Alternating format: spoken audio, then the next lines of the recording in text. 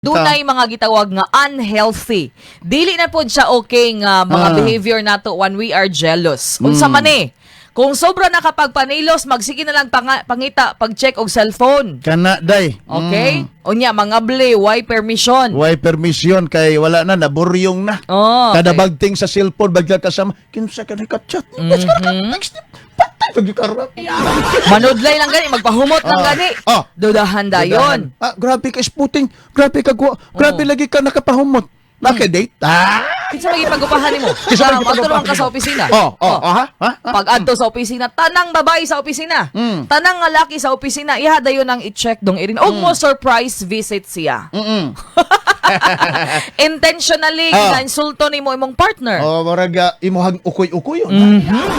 Or imong i-assume nga ang imuhang partner dili na attracted sa imo. Okay? Basta-basta. Mga unhealthy Basta-basta nga na mga mga rason ginahimo na nato kung naatay pagselo sa atong partner mga kasama. But you know, katong ingay na kung di na ganahan, lahi man gud ang kaso kung minyo na kaigsuon.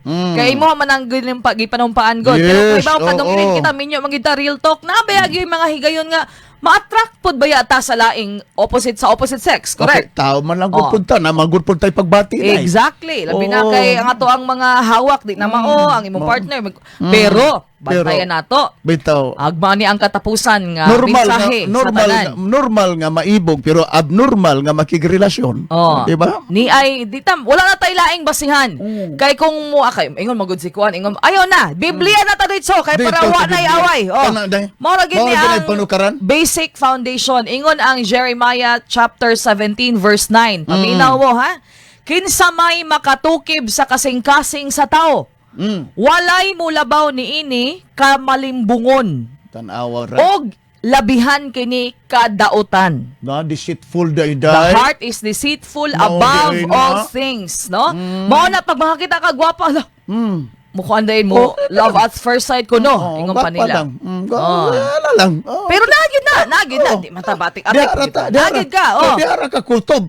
Pag-admire lang. Kana. Pag-appreciate lang. Diara kutob. Pag mahigayon kay nga matintal ka kanang imong pagbati, kay daghan kani atong pagbati, bantayanan ba gud ni? Bitaw, Usay day. malipay, usay masuko, awang kasuko, nakatigbas.